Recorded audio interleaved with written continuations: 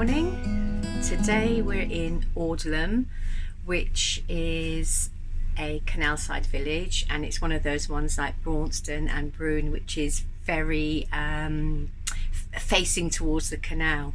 So we're going to go out and have a little voyage of discovery. Some moorings before, during and after Audlem, and we're moored close to this lockkeeper's cottage, which has got a beautiful little garden at the front. I think they sell fenders here as well, but we fish so many out of the canal we never need to buy them. And then along here is the Shroppie Fly, which is a busy old pub, comings and goings here all the time. Quite well known pub on the canal, I think.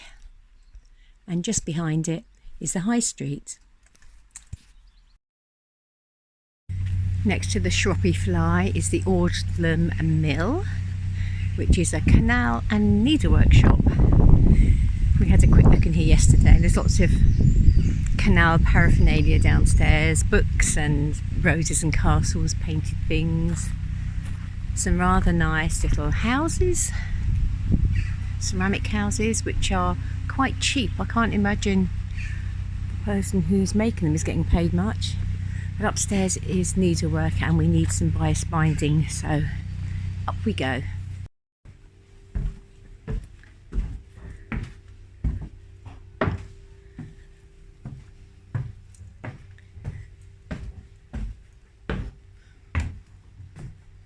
Ooh, looks quite steampunky up here. Those two we met last year would have liked this, wouldn't they? Wow, these are amazing.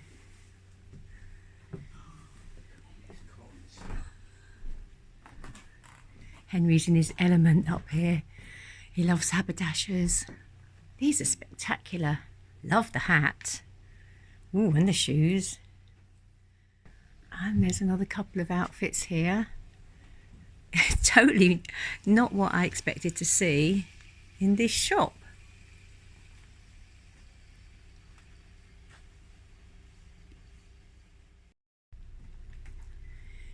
This is a craft worker's paradise up here. Embroidery, knitting, sewing, felt making, you name it.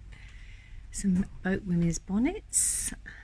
Not sure who would wear those now, except on old rallies, I suppose.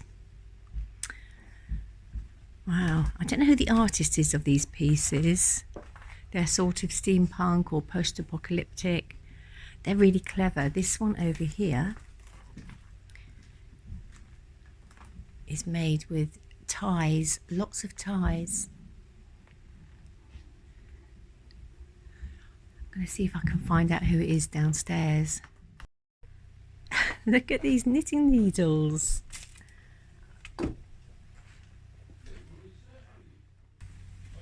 Here we go.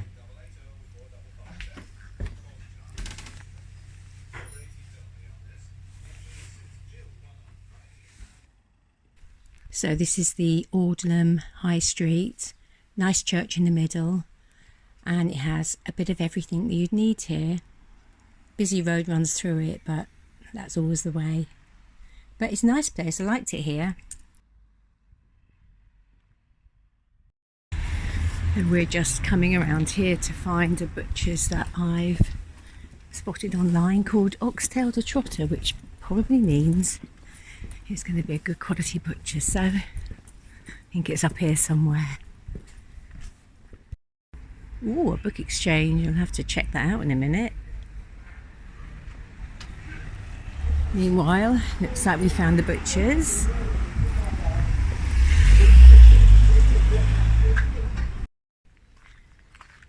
Wow, that was a useful bit of shopping in Audlem. It's definitely set up for the boater community there.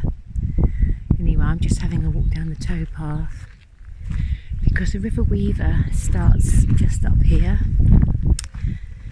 And I'm going to see if there's a possibility of a swim up there, although I doubt it because where rivers start it's usually very small.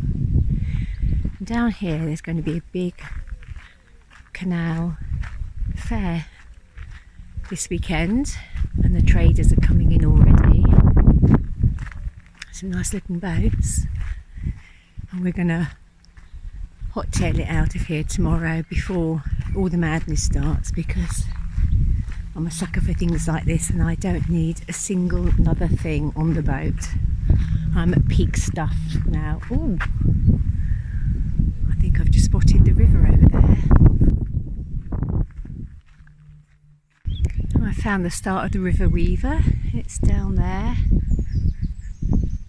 And there's not really any way down to it, and as with the start of all rivers, the source is quite small. It does look nice down there though.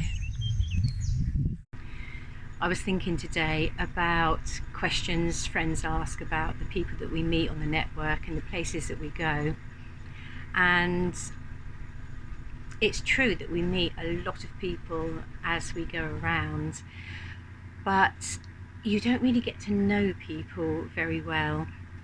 There are communities out on the network, but just like living in a house, they're built around a common interest. So it might be like traders, or it might be people who have a permanent mooring on a small community.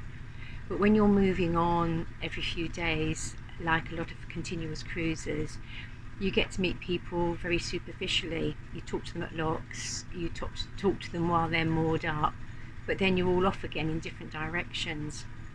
And there's obviously a lot of people that you wouldn't gravitate towards in you know, in a normal situation, and it's the same on the network. And when you do find somebody that you get on with, you have to click very quickly, and then if you're both going in the same direction, you may get to know each other better over a period of time. But that's only happened a few times to us, and then you stay in contact maybe on social media, and then the next year you're both out doing different loops, so it might be a couple of years before you meet again. So we have met somebody a couple of years ago who lives in London, so we see him every time we go there, but it doesn't happen like that very often. So there's lots of different tribes out here obviously, and you can sort of tell quite quickly whether people are you know, the sort of people that you would get on with or not.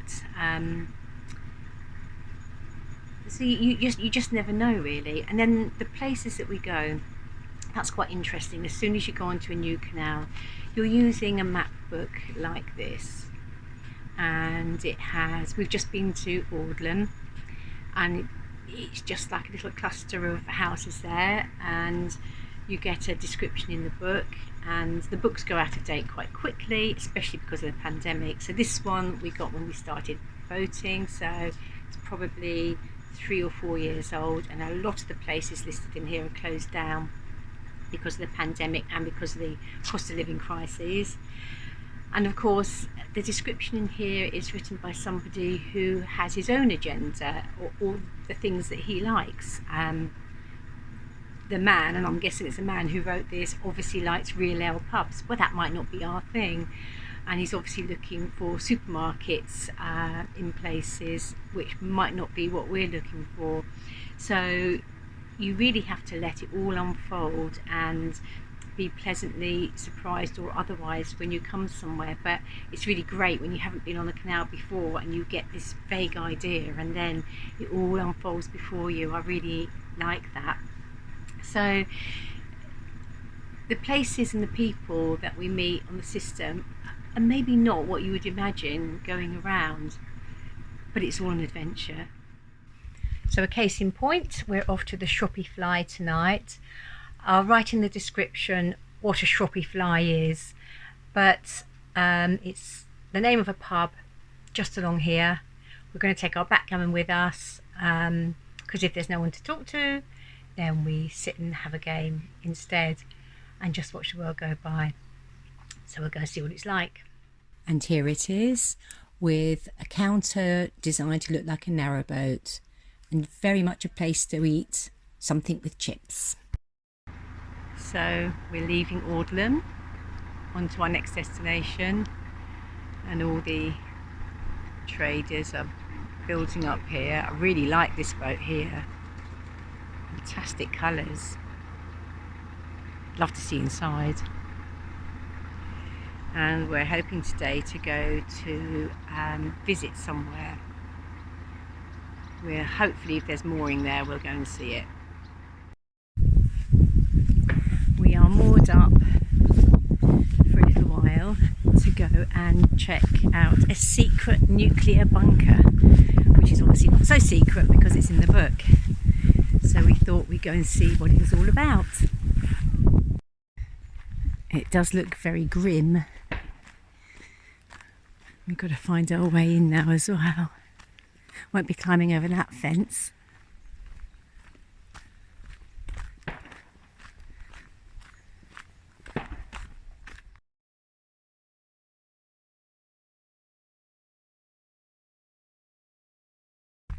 It's not very welcoming, which I guess is the point, but there is an entry sign.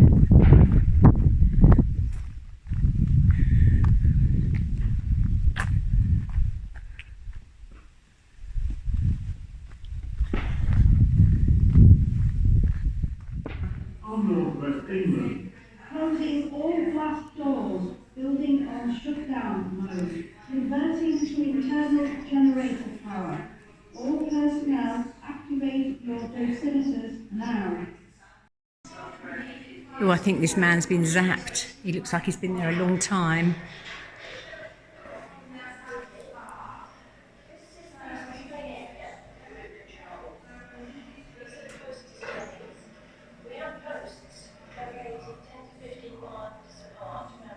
Potential recruits are encouraged to attend 2 or 3 meetings.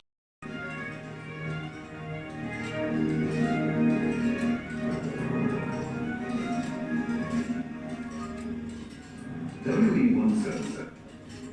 For more than 30 years, this faithful nuclear bomb was a vital part of Britain's nuclear arsenal, providing a versatile weapon system capable of range and deployments. They have so much equipment here, and it all looks so hopelessly old-fashioned. Service in 1998. But I suppose at the time it would have been state-of-the-art. For longer than any other British nuclear weapon. The story begins in the late 1950s, when Britain was considering the need for a multi-purpose nuclear weapon which could be deployed with the low-level attack aircraft TSR-2, then under development. 950-pound bomb.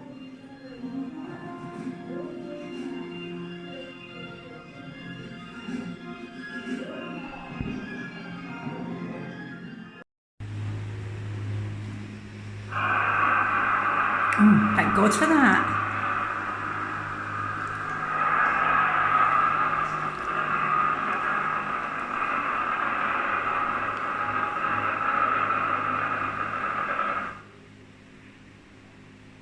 Before decontamination, check this for radioactive. This is quite a scary place. Oh, it smells so damp down here. It's not a place you'd want to spend very much time.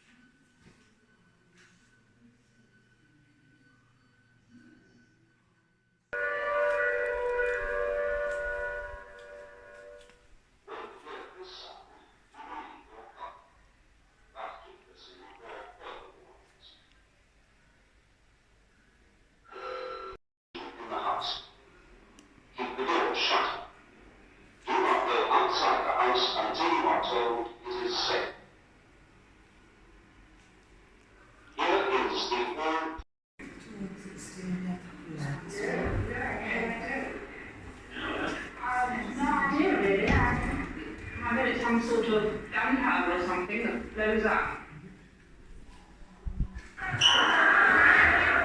In Berlin, with rioting West German civilians and armed East German Range nuclear missiles, which are at this moment pointing at military objectives in Western Europe. And to each of these locations, being those 25 key cities in which reside almost 1/3 of the entire population of Britain, Russia has probably allocated a further unknown quantity of.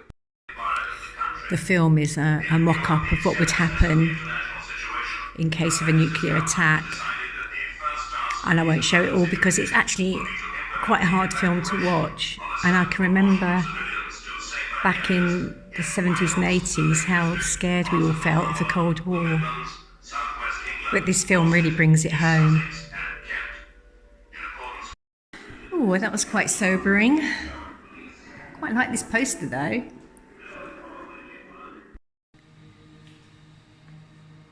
This is the telephone exchange.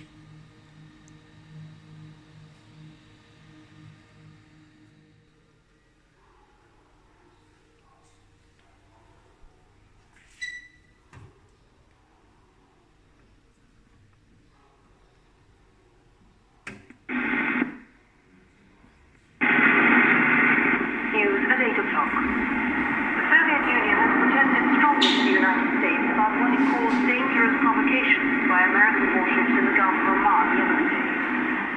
This follows an incident which serious damage was caused to the Soviet cruise.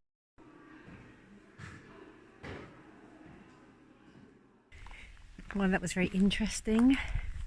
Not very cheerful, but definitely worth a visit. And I think if anything like that happened, I'd rather just go. Anyway, back to the coziness of the canals. So we leave you on the outskirts of Nantwich this week. We've just come in and we're going to spend probably a couple of days here. I was here a long time ago and I remember it being very pretty. So I'm looking forward to having a look around there. On the next video there'll be some about Nantwich, I'm sure, and we'll be going we'll be going on to the Llangollen, going in and out of Wales for a while, so that's all to come on the next video. So have a good week everyone, see you on the next one, bye for now.